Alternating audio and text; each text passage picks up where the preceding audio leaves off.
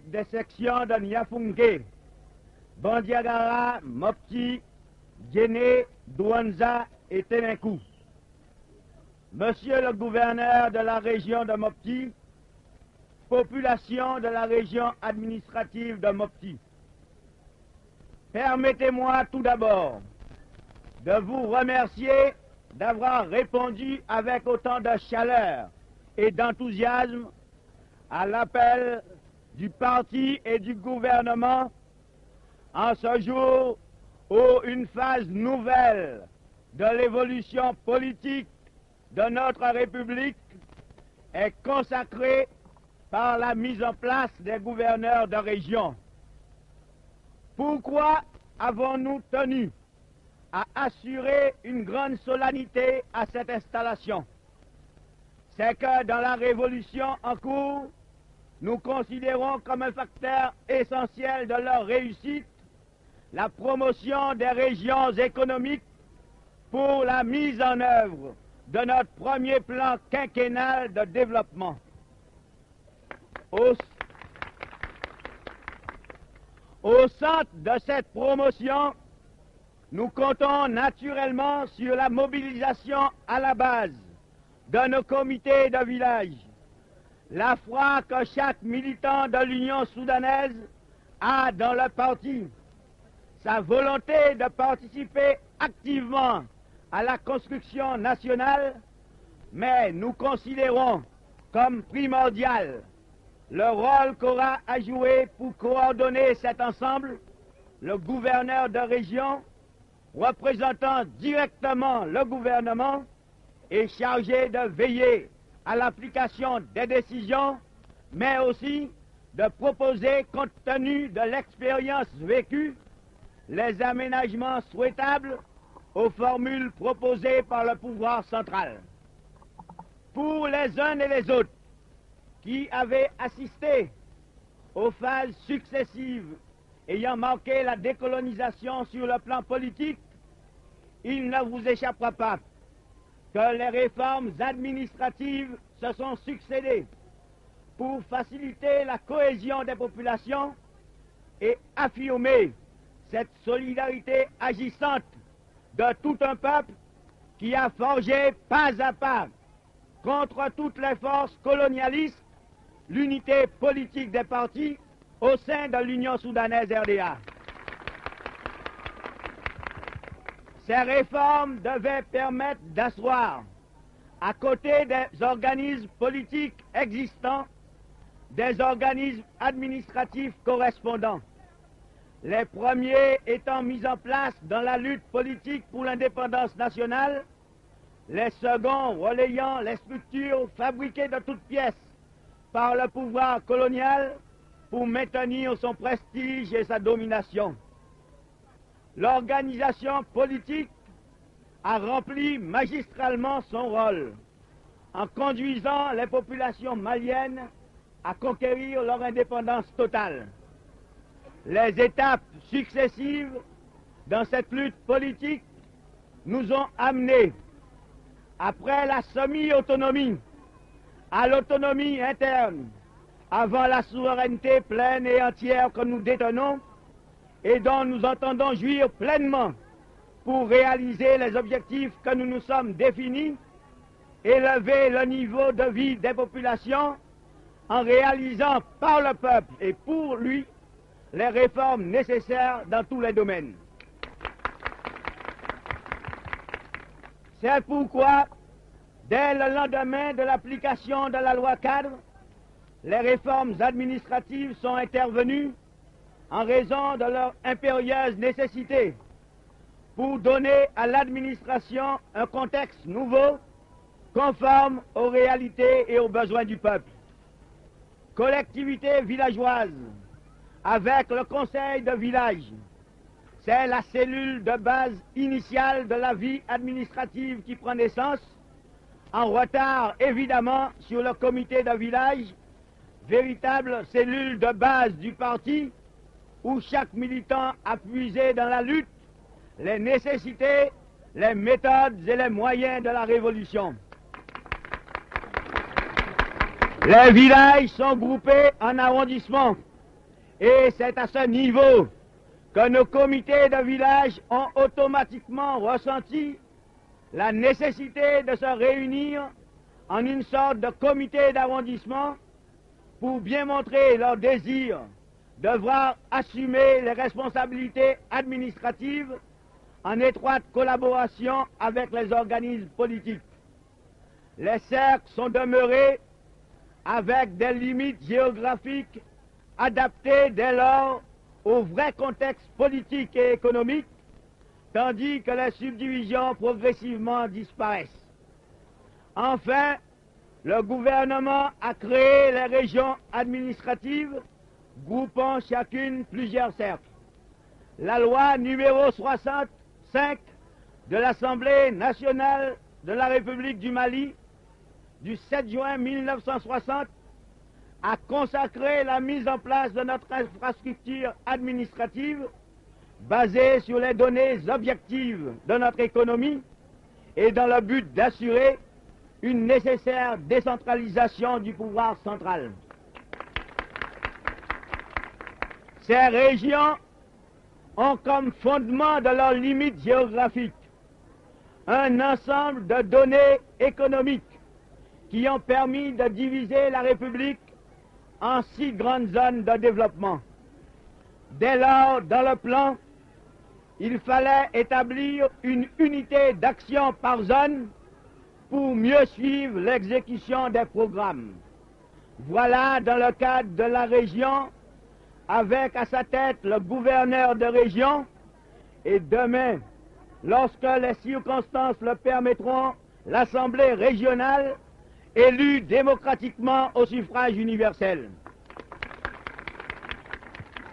Je voudrais, avant d'examiner avec vous quelques aspects du contenu régional de notre action dans les différents domaines politiques, économiques, social et culturel, faire une brève analyse de notre évolution dans le contexte africain et international et affirmer les conditions objectives de la révolution malienne. Il est en effet certain aujourd'hui que, pour tous les observateurs neutres, l'un des aspects positifs de la création de la Fédération du Mali, de sa survie éphémère, demeure qu'elle a sapé les fondements mêmes de l'ensemble fédéral franco-africain et entraîné les États de l'ex-communauté française dans la voie juste de la revendication de leur indépendance.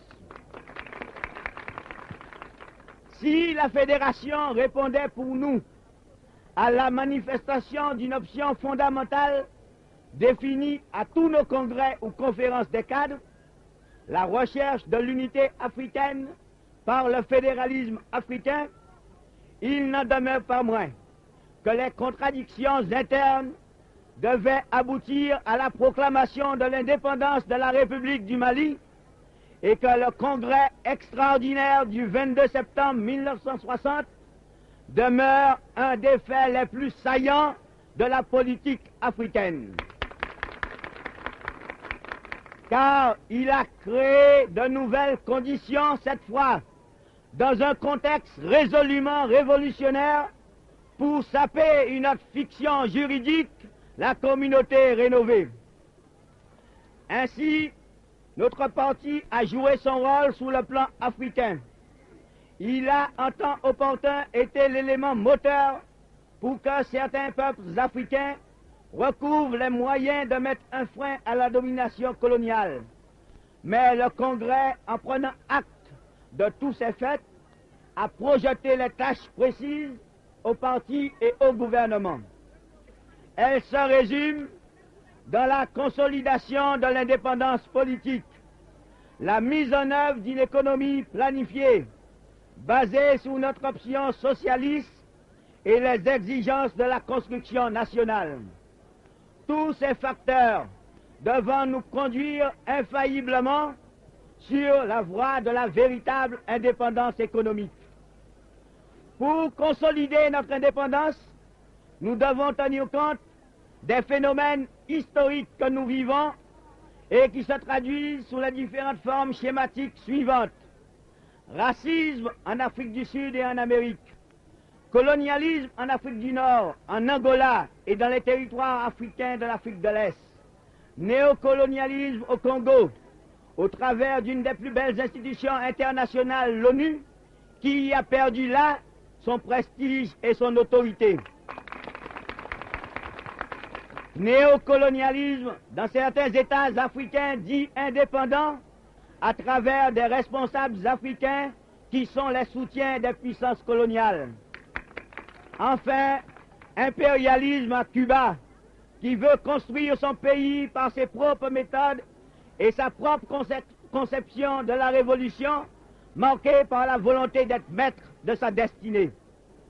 Ces aspects multiformes d'une même action nous ont conduits à renforcer notre organisation pour resserrer l'unité du peuple, le mettre en état de mobilisation permanente contre toute tentative subversive venant de l'extérieur ou de l'intérieur. Aujourd'hui, nous pouvons être certains que dans la région de Mopti, par exemple, grâce aux potentialités d'autodéfense, le peuple est assuré à terme de sa victoire contre toute action étrangère, toute forme de colonialisme ou de néocolonialisme dont il a clairement conscience des méfaits. Voilà notre premier impératif. Sur la base du village, de l'arrondissement, de la région, renforcer chaque jour l'organisation, devenir chaque jour plus vigilant, étendre l'action du parti, diffuser ses mots d'ordre, associer de plus en plus les populations aux décisions, en expliquant la portée de nos réformes en fonction du bien-être des masses, favoriser la critique au sein des organismes du parti, mais lutter impitoyablement contre ceux qui n'osent s'exprimer qu'aux sorties des réunions ou assemblées générales. Il peut s'agir de mécontents, attachés parfois à des privilèges particuliers abolis. Il faut les inciter à la critique au sein du parti, car ils ne pourront jamais affronter leurs intérêts particuliers à l'intérêt général des populations. Cette action anti-parti doit être dénoncée et sanctionnée, car elle recèle souvent les germes de la contre-révolution, appuyée par les forces occultes du colonialisme qui n'ont pas désarmé. La consolidation de notre indépendance ne signifie pas que nous nous replions à l'intérieur de nos frontières. Nous considérons que notre lutte politique n'aura pas de sens si elle ne se définissait pas en fonction de l'indépendance totale des pays africains et de la recherche patiente et constante de l'unité africaine.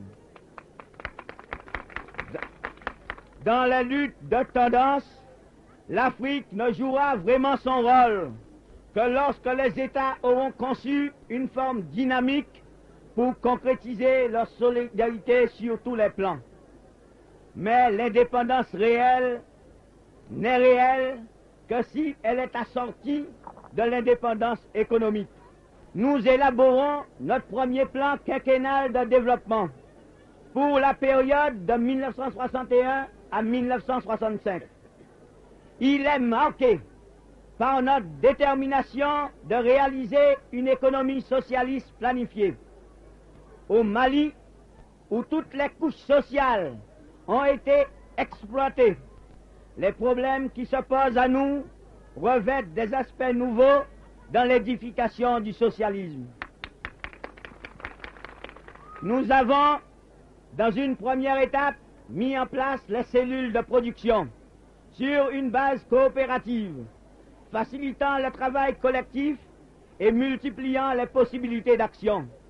Groupements ruraux associés, SMDR sont aujourd'hui installés.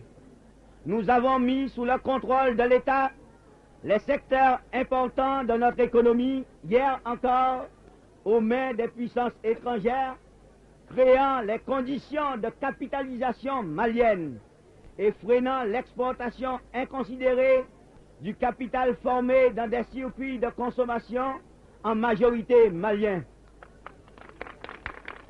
La mise en place du Trésor malien, de la Banque populaire pour le développement du Mali, de l'Office d'échange, a circonscrit l'action malveillante de ceux qui voulaient saper notre indépendance politique.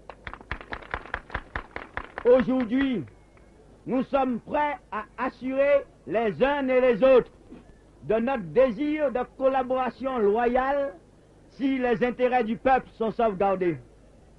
Nous avons créé des organismes et sociétés nationaux, SOMIEX, Office des céréales, Régie des transports du Mali, Compagnie malienne de navigation sur le Niger, Air Mali, Énergie du Mali, relayant dans la plupart des cas les sociétés étrangères dans des secteurs vitaux de l'économie nationale. Nous voudrions en cette occasion insister sur un seul exemple. La société d'importation et d'exportation, jouissant du monopole de l'exportation des arachides, principale production exportée de la République du Mali, et du monopole à l'importation des 11 produits de première nécessité pour la consommation et l'équipement. Elle a naturellement subi les assauts des trusts coloniaux et certains petits commerçants se sont inquiétés à tort de son action. Or, la SOMIEX a suppléé en fait à un monopole que n'exerçait jusqu'alors aucun commerçant malien, mais des sociétés étrangères tenues de rapatrier sur leurs sièges sociaux la plus grande partie de leurs bénéfices en privant le pays d'immenses possibilités en investissement productif. Dans ces secteurs, aujourd'hui, au niveau de l'importation et de l'exportation, les bénéfices acquis demeurent à l'État et concourent à la mise en œuvre du plan de développement. Les circuits de distribution peuvent toucher les consommateurs par les coopératives, les SMDR, les magasins témoins, mais aussi les commerçants agréés ou les commerçants groupés en société. Dans le même ordre d'idée, nous avons incité les commerçants à se grouper pour multiplier leurs possibilités. Voilà un exemple de la nationalisation d'un secteur obéissant à l'intérêt supérieur du peuple et sauvegardant celui des couches sociales prêtes à apporter leur concours loyal et honnête à l'édification de la nation. Enfin, nos exigences pour la construction nationale ont conçu l'adhésion du peuple. Il l'a manifesté par sa contribution volontaire en investissement humain de tout ordre, depuis le secteur social, dispensaire, école, le secteur de production, champs collectifs, canaux d'irrigation, jusqu'au secteur de l'équipement de base, routes et ponts. Il l'a affirmé par sa volonté de faire revivre sa propre culture et de la développer. Il est certain que ces mêmes exigences nécessitent que le peuple reste vigilant pour que le fonctionnaire, par exemple, soit consciencieux, ponctuel, dévoué et honnête. Il doit demeurer l'exemple pour le paysan, pour l'ouvrier, qui devront produire davantage si nous voulons sortir rapidement de notre situation de sous-développement. Il est un exemple vivant car il a été souvent le cadre politique qui a expliqué les raisons de la révolution. Les militants doivent être d'une sévérité absolue envers ceux qui seraient coupables d'une défaillance quelconque dans ces domaines. C'est dans le contexte de ces vastes objectifs nationaux que nous avons décidé de placer les régions pour faciliter la réalisation harmonieuse de notre premier plan. La région de Mopti, composée des cercles de Mopti, Bandiagara, Douenza, Niafunke, Tenekou et Djéné, présente un équilibre économique, des complémentarités et des possibilités qui ouvrent un large champ à ceux qui sont chargés d'exécuter leur programme. À cette fin, nous procédons aujourd'hui à l'installation solennelle du premier gouverneur de région et je vous ferai grâce de vous présenter celui que le gouvernement a désigné pour prendre en main ses lourdes responsabilités, le camarade Mamadou Maïga. Camarade Maïga, nous avons suivi votre action dynamique et combien efficace à la tête du cercle de Mopti. Et c'est avec confiance que le parti et le gouvernement, sous la conduite du président Modibo Keïta, vous confient ce poste de haut commandement d'une région où un ensemble de problèmes se posent dans leur complexité, mais qui témoignent aussi des énormes possibilités de la région. Nous sommes certains que vous saurez vous hisser au niveau qu'exige la situation, car nous savons que vous êtes courageux, décidés et engagés, et que ces conditions sont indispensables pour que la compétence, quelle qu'elle soit, serve effectivement le peuple. Nous sommes aussi assurés que vous serez épaulés par vos collaborateurs directs, les commandants des cercles de Mopti, Bandiagara, Douanza, Niafunke, Ténékou et Djéné, et surtout par le soutien actif de toutes ces populations attachées au parti, prêtes à tous les sacrifices, car elles font confiance et elles savent qu'un ensemble de décisions que vous serez chargés de mettre en application sont dictées par le souci constant de leur apporter un peu plus de bonheur. Un rapide coup d'œil sur la situation de la région nous permet de mettre à nu quelques-uns des nombreux problèmes que nous serons tenus de résoudre tous ensemble.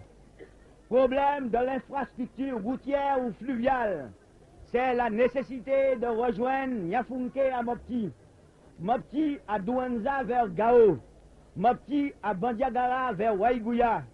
C'est l'amélioration fluviale qui doit permettre un jour le trafic régulier et permanent entre Ténékou, Djéné, Mopti et Niafunke. Problème de l'infrastructure aérienne, c'est la nécessité d'ouvrir dès la fin de cet hivernage le terrain de Niafunke à la circulation de nos DC-3. Problème de la production, de la commercialisation, avec une variété de produits qui pèsent dans la balance commerciale de notre jeune République. Plus d'1 milliard de poissons séchés, plus d'1,5 milliard de produits de l'élevage, à côté des productions pour la consommation intérieure, telles le riz des vastes plaines d'inondation et le mil de Bandiagara. Problème de l'alphabétisation, de l'enseignement et surtout de la régénération culturelle, avec tout cet apport qu'offre le pays des Dogons par exemple, témoignage d'une civilisation qui a de puissantes racines dans des traditions millénaires. Problème de l'expansion touristique, avec l'attrait typique de cette région, de la ville de Mopti, la Venise du Mali, de Djéné entourée de mystères, des falaises de Sanga qui connaissent les pratiques culturelles qu'on ne rencontre nulle part ailleurs, de Ombori, penché sur un mont et qui attend que les chercheurs décèlent en son sein les calcaires qui peuvent servir de base à une industrie nouvelle. Problème de l'eau, avec les contradictions naturelles propres à certaines régions, dues à l'immensité du Mali et qui font qu'à 70 km du Niger, l'eau est devenue rare et que l'homme qui doit forcer la nature doit l'affronter avec courage car les populations la placent ici comme leur première nécessité. Que de problèmes à résoudre, mais au bout, que de satisfaction quand on sait que toutes ces populations en souhaitent la solution, mais circonscrivent désormais leurs problèmes dans le cadre de l'ensemble des problèmes posés à l'échelon national. Monsieur le gouverneur, camarades, le plan qui sortira bientôt tiendra compte de ces perspectives, mais aussi des possibilités de la République du Mali. Il prendra en considération l'aide des pays amis que nous n'acceptons que dans la mesure où elle est désintéressée et qu'elle respecte nos principes de neutralisme positif, de non-alignement, ce qui ne signifie point pratique d'une politique équilibriste, car nous savons ce que nous voulons et nous sommes inspirés par le seul souci de réaliser au profit du peuple malien. Vous serez chargés de mettre en œuvre ce qui sera arrêté, d'expliquer aux populations les objectifs à atteindre, les difficultés à surmonter et d'obtenir chaque fois d'eux leur soutien sans réserve à la réussite du plan. Voilà un ensemble de tâches qui vous attendent, monsieur le gouverneur, à la mesure de votre courage. Bientôt, nous espérons que les assemblées régionales viendront renforcer l'organisation administrative et constituer un appoint pour faciliter votre tâche dans la région. Avant de terminer et de conclure, nous avons le devoir d'associer à la fête d'aujourd'hui la commémoration de l'anniversaire de la République unitaire du Congo, née le 30 juin 1960, œuvre de tout un peuple mobilisé autour du grand patriote africain Patrice Lumumba. Son lâche assassinat a marqué profondément toute une génération qui en fait le symbole de la lutte que mènent les peuples pour leur libération. Aujourd'hui, nous soutenons avec plus de grandeur encore son action à travers le gouvernement légal de Stanleyville, présidé par M. Antoine Gizenga.